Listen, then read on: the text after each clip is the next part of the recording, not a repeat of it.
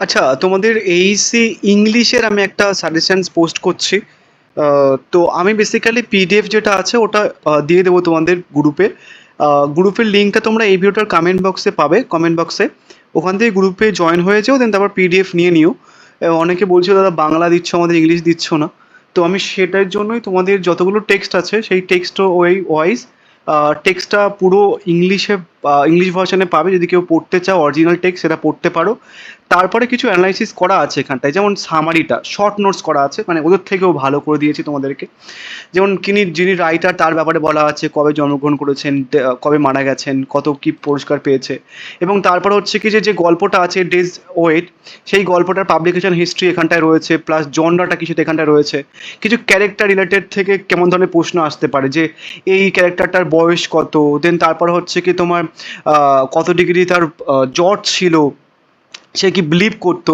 এগুলো বেশ শর্টে দেওয়া রয়েছে এখানটায়। পরের ক্যারেক্টার হচ্ছে কি ন্যারেটর, মানে তোমাকে বলতে পারে যে এই গল্পের ন্যারেটারটাকে, তাহলে ফাদার বলতে হবে, রেফার টু বাবা, বা বাবা হিসেবে কাইন্ড অফ গল্পতে লেখা রয়েছে। দেন তারপর ডক্টর ক্যারেক্টারটা আসছে, সেই ডক্টর বেসিক্যালি যে টেম্পারেচার মেপেছিল সেই টেম্পারেচারটা কত সেটাও জিজ্ঞাসা করে।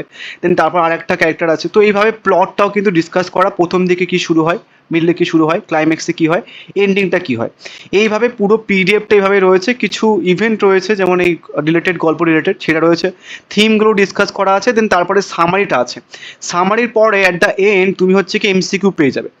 এমনভাবে যেমনভাবে দেখালাম, পুরো প্রত্যেক কটা গল্প কবিতাতে অরিজিনাল টেক্সট, সেটাকে অ্যানালাইসিস করা, শর্ট নোটস দেওয়া, সমস্তভাবে কাইন্ড অফ হচ্ছে কি দেওয়া রয়েছে। তোমরা এক কাজ করবে, একটা দেখো, ব্যাপারটা হচ্ছে কি তোমার যদি মোটামুটি ভিডিওটা একটা মিনিমাম লেন্থ অবধি না দেখো, তাহলে বেকার বেকার আমার চ্যানেলটার মানে ডাউন হয়ে যাবে। তো সেক্ষেত্রে তোমরা একটা মিনিমাম পিরিয়ড অবধি দেখে, ওই যে 30 সেকেন্ড বা 30 সেকেন্ডস বা 1 মিনিট মতো একটুখানি কাইন্ড অফ দেখে, দেন তারপরে গ্রুপে আর কি করে একটা লাইক টাইক করে দিও। তারপর বেশি কিছু করতে হবে না। যারা সাবস্ক্রাইব করে রেখে দিয়েছো তাদেরকে আর কিছু করতে হবে না, যারা করোনি একটুখানি করনিও পারলে। আদারওয়াইজ পিডিএফটা আমি আর দেখাচ্ছি না, আমি তাও দেখিয়ে দিচ্ছি, অনেকে গ্রুপে জয়েন করবে না। তোমরা পিডিএফটা গ্রুপে পেয়ে যাবে। নেক্সট গল্পটা এটা রয়েছে, সেই গল্পটার পুরো অরিজিনাল টেক্সট রয়েছে, প্লাস হচ্ছে কি সেই অরিজিনাল টেক্সটের মানে সামারি রয়েছে, প্লাস সেই একইভাবে অথরের ব্যাপারটা রয়েছে, গল্পটার ব্যাপারে রয়েছে, দেন তারপরে ক্যারেক্টারগুলো ব্যাপারে রয়েছে, দেন তারপর হচ্ছে কি প্লটটা কীভাবে রয়েছে পর পর পর পর, এরকমভাবে দেওয়ার পর তারপর হচ্ছে কি আবার তোমার হচ্ছে কি এমসিকিউ রয়েছে। তো এভাবে প্রত্যেক কটা গল্পতে এরকমভাবে করা আছে। তোমরা কিন্তু পিডিএফটা পেয়ে যাবে। তো দুটো গল্প গেল, এবার আসছি কবিতাতে। গীতাঞ্জলি, গীতাঞ্জলি কবিতাটা রয়েছে এখানটায়। তারপর হচ্ছে কি সামারিটা, গীতাঞ্জলির কে লিখেছেন না লিখেছেন, মেজর অ্যাচিভমেন্ট কোন কোনগুলো করেছেন গীতাঞ্জলি কবিতার ব্যাপারে। দেখো কালেকশন হচ্ছে কি কত, 103 নম্বর কবিতা, কবে পাবলিশ হয়েছিল, নোবেল পুরস্কার পেয়েছিল, হ্যান ত্যান এগুলো দেয়।